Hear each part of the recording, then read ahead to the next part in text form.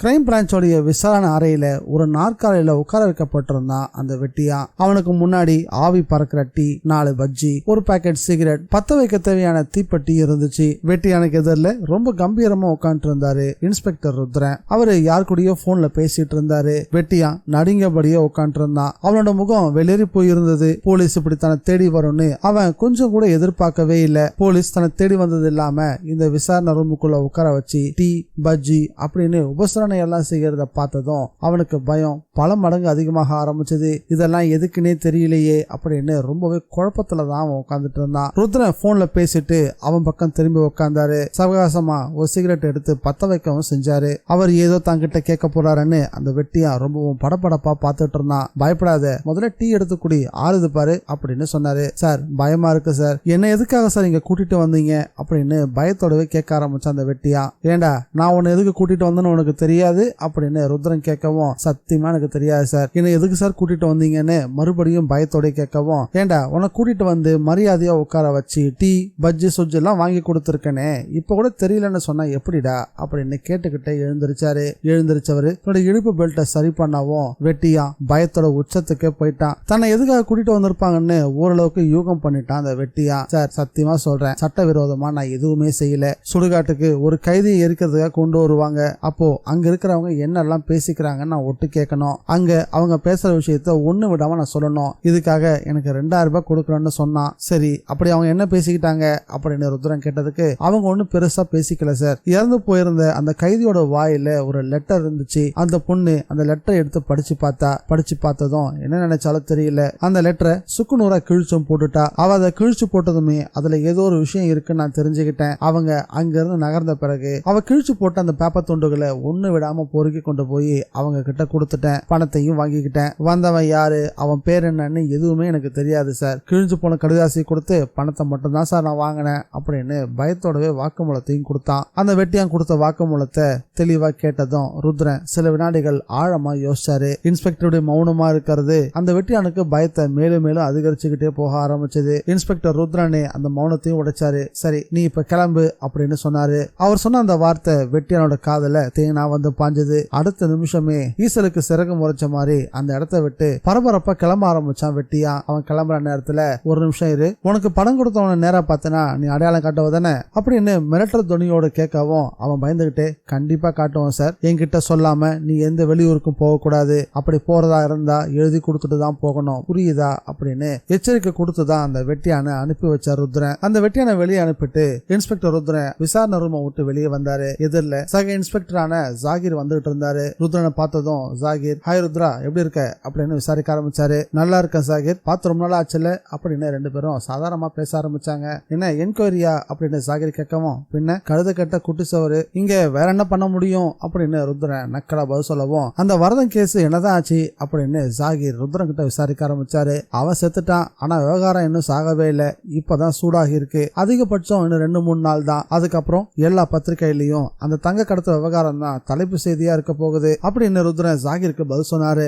ஜமாங்க ருத்ரா, நீங்க தொட்ட கேஸ் எதுதான் தோத்துருக்கு அப்படின்னு சொல்லி ருத்ரனோட தோலை தட்டி கொடுத்தாரு ஜாகிர். ருத்ரன் சிரிச்சுக்கிட்டே அந்த இடத்தை கடக்கவும் ஆரம்பிச்சாரு. தன்னோட கேபினுக்கு போய் உட்கார்ந்தவரு ஒரு ஃபைலை தேடி எடுக்கிறதுக்கும் அவருடைய போன் ரிங் ஆகிறதுக்கும் சரியா இருந்துச்சு. எதிர்முனையில இருந்து கான்ஸ்டபிள் பெரியசாமி பேசிட்டு இருந்தாரு. சார், நான் பெரியசாமி பேசுறேன் சார், மகாலிங்கப்பேட்டைக்கு நான் வந்து சேர்ந்துட்டேன். அந்த 4 பேரையும் தேடி நான் காட்டுக்குள்ள போனேன். அந்த 4 பேரை பத்தியும் ஒரு புது தகவலும் கிடைச்சிருக்கு அப்படின்னு சொன்னதும், என்ன தகவல் சொல்லுங்க அப்படின்னு கேட்டாரு. அந்த 4 பேரையும் ஒரு ஒத்த காட்டு யானை விரட்டியே கொண்டு இருக்கு. யானை துரத்த ஆரம்பிச்சதும் அவனுங்க சுமூல ஏறி தப்பிக்க முயற்சி பண்ணிருக்காங்க. அந்த யானை அவனுங்க தப்பிக்க விடவே இல்லை. அவனுங்க தப்பிக்கிறதுக்காக சூமோ கார்ல ஏறி உட்காரவும் அந்த காரை யானை முட்டியே அதல பாதாளத்துக்கு தள்ளி விட்டுருக்கு. மிகப்பெரிய பள்ளத்தை விழுந்ததால சூமோ தீப்பிடிச்சு வெடிச்சும் செதறி இருக்கு. இந்த தகவல் ஃபாரஸ்ட் ஆபீசர்ஸ்க்கு எல்லாம் தெரியுமா அப்படின்னு ருத்ரன் கேட்கவும், அவங்களும் ஸ்பாட்டுக்கு வந்துட்டாங்க சார். அவங்க தான் சூமோல இருந்து எல்லா பாடியும் இறக்கி ரோட்ல அடுக்கி வச்சிருக்காங்க. 4 பாடியுமே முக்காவாசிக்கு மேல அடையாளம் தெரியாத அளவுக்கு கருகி போயிருக்கு அப்படின்னு பெரியசாமி அந்த 4 பேரை பத்திய தகவலை சொல்லி முடிக்கவும், அது சரி, அந்த பொண்ணு அவங்க அம்மாவும் வந்து சேர்ந்துட்டாங்களா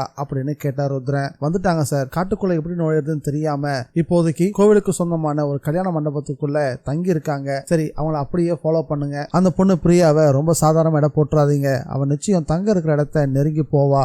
வரதன் அந்த மலைக்காட்டுக்குள்ள தங்கத்தை எங்கேயோ ஒளிச்சு வச்சிருக்கான். வரதன் பதுக்கி வச்ச தங்கத்தை எடுக்கிறதுக்காக அந்த 4 திருட்டு பசங்களும் முந்துகிட்டு போயிருக்கானுங்க. யானை அவனுங்க கதையை முடிச்சிருச்சு. அந்த 4 பேருக்கு நேர்ந்த மாதிரி இவங்க 2 பேருக்கு எதுவும் ஆகாம தொடர்ந்து கண்காணிச்சுக்கிட்டே இருங்க. நீங்க போலீஸ்னு அந்த ஊர்ல இருக்க யாருக்கும் எந்த சந்தேகம் வந்துடக்கூடாது. அந்த மலை கிராமத்துல இருந்து வந்த ஒரு ஆள் மாதிரி தான் நீங்க பாக்குறதுக்கு இருக்கணும். அவசியம் ஏற்பட்டா வரதனுடைய நண்பன்னு தாராளமா சொல்லுங்க. எதுவா இருந்தாலும் பிறகு பாத்துக்கலாம் அப்படின்னு ருத்ரன் ஒரு ஐடியாவையும் கொடுத்தாரு. பெரியசாமியும் ருத்ரன் சொன்ன விஷயத்த முழுமையா உள்வாங்கிக்கிட்டு சரிங்க சார் அப்படியே பண்ணிடுறேன் அப்படின்னு சொன்னவரு அடுத்த கட்ட நடவடிக்கைகள்ல இறங்க ஆரம்பிச்சாரு. இன்ஸ்பெக்டர் ருத்ரன் போனை கட் பண்ணிட்டு அடுத்து என்ன நடக்கும் அப்படின்னு யோசிக்கவும் ஆரம்பிச்சாரு. அந்த கல்யாண மண்டபம் ரொம்ப சின்னதா இருந்துச்சு. அதுல ஒரே ஒரு அறை, அதுல ஒரே ஒரு குண்டு பல்ப் மட்டும் எரிஞ்சிட்டு இருந்தது. அதுவும் அதுல இருந்து வரக்கூடிய வெளிச்சம் ரொம்பவும் மட்ட ரகமா இருந்துச்சு. அந்த வெளிச்சத்துக்கு நிறைய பூச்சிகள் அந்த குண்டு பல்பையே சுத்தி வர ஆரம்பிச்சதுங்க. அறைக்குள்ள மூட்டு வலைய பார்த்தபடி வைரமணி சோகமா உட்காந்து இருந்தா. அவளுக்கு பக்கத்துல பிரியாவும் ஜன்னலுக்கு வெளியே ஒரு பார்வையும் வைரமணிய ஒரு பார்வையும் அப்படின்னு மாறி மாறி பார்த்துட்டு இருந்தா. ஏண்டி இது வரைக்கும் வந்துட்டோம், இனி எங்கடி போக போறோம், இதெல்லாம் நமக்கு தேவையா அப்படின்னு வைரமணி பேச்செடுக்க ஆரம்பிச்சா. இந்த கேள்விய வைரமணி இப்ப கேட்கல, மலை ஏற ஆரம்பிச்சதுல இருந்து இதே கேள்விதான் மறுபடியும் மறுபடியும் கேட்டுக்கிட்டே இருந்தா. அவளுக்கு பதில் சொல்லியே பிரியாவுக்கு அழுத்து போச்சு. அப்பதான் அந்த பொடியன் பொம்மை ஜன்னலுக்கு வெளியே இருந்து உள்ள எட்டி பார்த்தான். அவளுடைய பூனை கண்கள் உள்ள யாரெல்லாம் இருக்காங்க அப்படின்னு தேடவும் ஆரம்பிச்சது. வைரமணி கிட்ட பேசிக்கிட்டே ஜன்னல் பக்கம் திரும்பினா பிரியா பொம்மனை பார்த்ததும் அவளுடைய விழிகளை பார்த்ததும் அவளுக்கு தூக்கி வாரி போட்டுடுச்சு. டே தம்பி, யாரா நீ, ஏன் எங்களை இப்படி வெறிச்சு பார்த்துக்கிட்டு இருக்க அப்படின்னு கேட்கவும், பயப்படாத பிரியா, நான் தான் வரதன் அப்படின்னு வரதனோட குரல்லையே பொம்மை பேச ஆரம்பிச்சான். வரதனுடைய குரலை கேட்டதும் வைரமணிக்கும் சரி பிரியாவுக்கும் சரி தலையில ஆணி அடிச்ச மாதிரி இருந்துச்சு. பயத்தோடவே 2 பேரும் அவனையும் பார்க்க ஆரம்பிச்சாங்க. ஏன் தயங்குறீங்க, பயப்படாம வெளியே வாங்க, நான் தான் அப்படின்னு மறுபடியும் வரதன் பேச ஆரம்பிக்கவும் பிரியா கொஞ்சமா சுதாரிக்க ஆரம்பிச்சா. ஆனா வைரமணி மிரண்டு போனவதான் அப்படியே சிலையா பொம்மனையே பாத்துக்கிட்டு இருந்தா. பிரியா, நான் இந்த பையனோட உடம்புக்குள்ள புகுந்துகிட்டேன், இவன் இந்த கோயில்ல வளர்ற பையன் தான், முதல்ல வெளியே வாங்க அப்படின்னு சொல்லவும், வாமா அது மாமா தான், பயப்படாம வாமா அப்படின்னு சொல்லி வைரமணிக்கு தைரியம் கொடுக்க ஆரம்பிச்சா. ஆனா வைரமணிக்கு பிரம்ம இன்னும் விட்டபாடு இல்ல. ஏ பிரியா, என்னடி இது அப்படின்னு கேட்கவும், கவலைப்படாத, தங்க எங்க இருக்கோ அங்க மாமாவே நம்மளை கூட்டிட்டு போக போறாரு, இதுல உனக்கு என்ன பிரச்சனை, அமைதியா என் கூட வா அப்படின்னு வைரமணியை வெளியே கூட்டிட்டு வந்தா. பிரியாவும் வைரமணியும் அந்த மண்டபத்தொட்டு வெளியே வந்ததும் பொம்மை வரதனுடைய குரல்லையே வைரமணி கிட்ட பேசவும் ஆரம்பிச்சான். அக்கா, என்ன பாருக்கா, நான் கெட்டவன் தான், ஆனா செத்து ஆவி ஆகியும் நல்லது செய்யணும்னு நினைக்கிறேன், இன்னுமா நீ என்ன பார்த்து பயந்துகிட்டு இருக்க அப்படின்னு பொம்மை வரதன் குரல்லையே கேட்க ஆரம்பிச்சதும் அதுக்கு என்ன பதில் சொல்றதுன்னு தெரியாம வைரமணி மிரளவும் ஆரம்பிச்சா. மாமா, உன் அக்காவை அப்புறமா நீ சமாதானப்படுத்திக்கோ, நாங்க 2 பேரும் வீட்டுல இருந்து என் ஃப்ரெண்டோட கோஷாவை போட்டுக்கிட்டு தான் இங்க வந்து சேர்ந்திருக்கோம், எங்களை யாரும் கவனிக்கிறதுக்குள்ள நீ தங்கத்தை எங்க ஒளிச்சு வச்சிருக்கியோ அந்த இடத்துக்கு எங்களை கூட்டிட்டு போ, அந்த தங்கத்தை முதல்ல எடுத்துருவோம், அதுக்கப்புறம்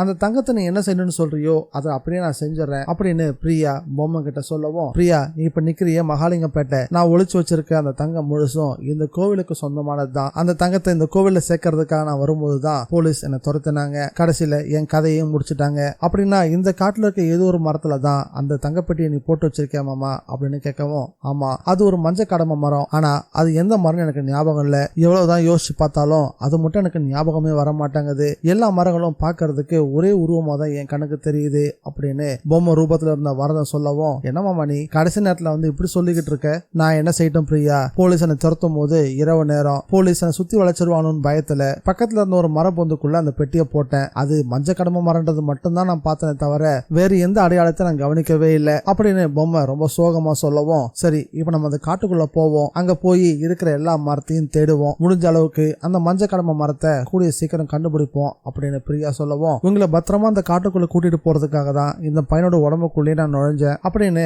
வரதன் குரல்ல பொம்மை பேசவும், இவ்வளவு நேரம் பிரியாவும் வரதனும் பேசிட்டு இருந்ததை கேட்டுக்கிட்டு இருந்த வைரமணி இப்ப பேச ஆரம்பிச்சா. ஏண்டா வரதா, அதான் உனக்கு உடம்பு கிடைச்சிருச்சுல்ல, நீயே போய் அந்த தங்கப்பெட்டி எடுத்துக்க வேண்டியது தானே, நாங்க எதுக்குடா அப்படின்னு கேட்டா. ஐயோ அக்கா, அது அவ்வளவும் சாமி நகை, அதை தூக்கிக்கிட்டே என்னால கோவில் இருக்க தெரு பக்கம் கூட போக முடியாது, உங்களுக்கு கூட அந்த நகைப்பெட்டியை கொண்டு போய் யார்கிட்ட கொடுங்க நான் சொல்லல, அந்த பெட்டியை கோவில்ல கொண்டு போய் சேர்த்துருங்க, அது எனக்கு போதும், சிவன் சொத்து எங்களுக்கு வேண்டாம், அது இனி களவு போகவும் வேண்டாம்னு சொல்லியபடியே உண்டியில போட்டா போதும், நகைப்பெட்டியை உண்டியில போட்டதும் திரும்பி பார்க்காம நீங்க பாட்டுக்கு கிளம்பி போய்கிட்டே இருங்க, இங்க எல்லா இடத்துலயும் நமக்கு எதிரான ஆட்கள் நம்மளை கவனிச்சுக்கிட்டே தான் இருக்காங்க, இப்ப கூட ஒரு போலீஸ்காரன் நம்மள நோட்டம் தான் பாத்துக்கிட்டு இருக்கான், அப்பப்போ அவனோட மேலதிகாரிக்கு தகவலும் கொடுத்துட்டு இருக்கான், தங்கம் இருக்கிற இடத்த நம்ம கண்டுபிடிச்சதும் அந்த போலீஸ்காரன் எப்படி மாறுவான்னு உறுதியா சொல்லவே முடியாது, அதனாலதான் நான் போலீஸ் கிட்ட போகாம உங்க உதவியை கேட்கிறேன் அப்படின்னு வைரமணிக்கு மறுபடியும் தெளிவுபடுத்த ஆரம்பிச்சான் வரத. இருந்தேன். அக்கா ஒரு சாக்கு பைய எடுத்துக்கோ, யாராவது கேட்டா ஜாதிக்காய பொறுக்க போறேன்னு சொல்லு, அப்பதான் யாரும் சந்தேகப்பட மாட்டாங்கன்னு சொன்னவன் ஒரு மாடு மேய்க்கிற பையன் மாதிரி ஒரு குச்சி எடுத்துக்கிட்டு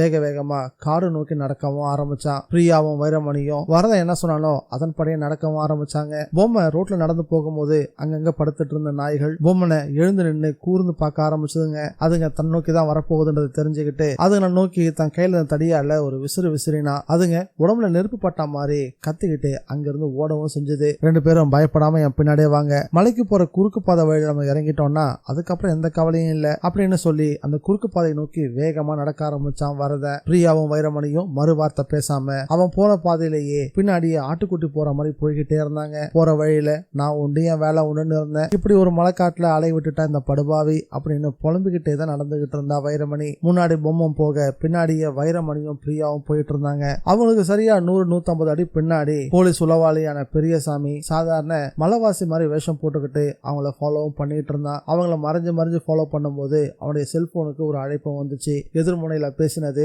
சேட்டு. யோ பெரியசாமி, நான் சேட்டு பேசுறேன், நம்ம பசங்க எல்லாம் போய் சேர்ந்துட்டாங்களாமே, நீ எப்படி இருக்க, உனக்கு எதுவும் பிரச்சனை இல்ல, சரக்கு இருக்க இடம் உனக்கு தெரிஞ்சு போச்சா அப்படின்னு அடுத்த கேள்வி கேட்கவும், சேட்டு முதல்ல மூச்சு விட்டு பேசு, அந்த தங்க இருக்க இடத்த நோக்கி தான் நான் போய்கிட்டு இருக்கேன், ஆனா தங்கம் கிடைச்சதும் உனக்கு நான் எந்த தகவலும் சொல்ல முடியாது, ஏன்னா இன்ஸ்பெக்டர் ருத்ரா என்ன கண்காணிக்க சொல்லி இருந்தாலும் என்ன கண்காணிக்க வேற யாராவது ஒரு ஆளையும் போட்டிருப்பாரு, அதனால இப்ப நான் உன்கிட்ட போன்ல பேசுறது கூட ஆபத்துல முடியலாம் அப்படின்னு சொல்லவும், என்ன பெரிய ருத்ரா, உனக்கு ஒரு வேலை இருக்கிற மாதிரி அந்த அளவுக்கு ஒரு வேலை இருக்க போகுது, அந்த ஆளை எவ்வளவுன்னு கேட்க சொல்லு, பணத்தாலே அபிஷேகம் பண்ணிடுறேன் அப்படின்னு சேட்டு செல்போன்ல பேசிட்டு இருக்கும் போதே காட்டுக்குள்ள இருந்து ஒரே சப்தம், தார தப்பட்ட முழக்கம். ஒரு கூட்டம் கோவில் தேருக்காக மரம் வெட்டுறதுக்கு வேகமா போயிட்டு இருந்தாங்க. அந்த கூட்டத்துல ரங்கநாத செட்டியாரும் இருந்தாரு. அவர் கையில கோவில்ல வளர்க்கப்படக்கூடிய சன்னதி புறா ஒண்ணு இருந்துச்சு. மகாலிங்கேஸ்வர சன்னதிக்கு முன்னாடி உள்ள கூரைக்கு மேல காலங்காலமா இருக்கிற ஒரு புறாவை தான் செட்டியார் கையில எடுத்துட்டு போனாரு. அந்த புறா சாபம் பெற்ற ஒரு முனிவர்னு மகாலிங்க கோவில் ஸ்தல புராணம் சொல்லுது. அதனாலதான் மகாலிங்கம் பேட்டைக்குள்ள புறாக்களை யாரும் வேட்டையாடவோ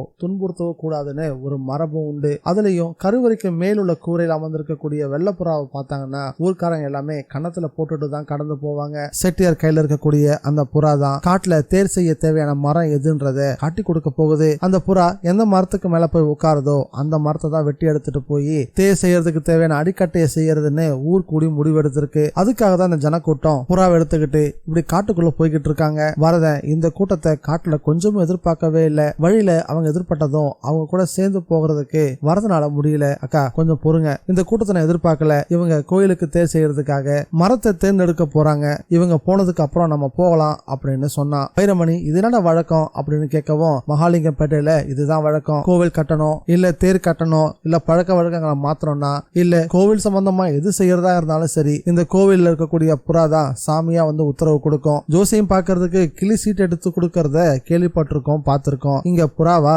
அப்படின்னு கிண்டல் பண்ணா பிரியா. ஆமா, இந்த ஊர்ல புறாவை யாரும் புறான்னு சொல்ல மாட்டாங்க, தங்க பறவன் தான் சொல்லுவாங்க. கோவில்ல கருவறையில தங்கி இருக்கிற பறவைன்றதுதான் காலப்போக்குல தங்க பறவையா மாறிடுச்சு. இப்படி ஊரே சேர்ந்து காட்டுக்குள்ள போய் மரம் வெட்ட போறாங்களே, இது காட்டு ஆபீசருங்க தெரிஞ்சா சும்மா இருப்பாங்களா அப்படின்னு பிரியா கேட்டதும் அவங்களுக்கு என்ன தகவல் போயிருக்கோம், ஊருக்கு எதிராக எந்த ஒரு விஷயத்தையும் அவங்க நிச்சயம் செய்ய மாட்டாங்க, அது மட்டும் இல்ல முறையான அனுமதியெல்லாம் வாங்கிதான் இதெல்லாம் ஊர்க்காரங்க செஞ்சுக்கிட்டு இருப்பாங்க அப்படின்னு வரதம் பேசிட்டு இருக்கும் போதே பெரியசாமி ஒரு கையில கோடாரியும் இன்னொரு கையில கயிறுமா அவங்கள கடந்து போக ஆரம்பிச்சான். கடந்து போகிற வாக்குல அவன் பொம்மனையும் கவனிச்சான். அட யாரப்பா இது, பொம்மனா இல்லை சாமி புள்ள, இங்க நின்றுட்டு என்ன பண்ணிக்கிட்டு இருக்க அப்படின்னு கேட்டான் பெரியசாமி. ஒண்ணுமில்ல சும்மாதான் அப்படின்னு பொம்மை வரதன் குரல்லையே பேசவும் பெரியசாமி அதிர்ந்தே போயிட்டான். என்னடா பெரிய ஆம்பளை குரல்ல பேசிக்கிட்டு இருக்க, ஊரே சாமி காரியத்துக்காக காட்டுக்குள்ள போய்கிட்டு இருக்கு, சாமி புள்ள நீ இங்க என்ன பண்ணிக்கிட்டு இருக்க அப்படின்னு கேட்ட பெரியசாமி, ஆமா இவங்க எல்லாம் யாரு அப்படின்னு பொம்மை கிட்ட விசாரிக்கவும் ஆரம்பிச்சான். இவங்க இந்த காட்டுக்குள்ள ஜாதிக்காயும் மாசிக்காயும் பொறுக்க வந்திருக்காங்க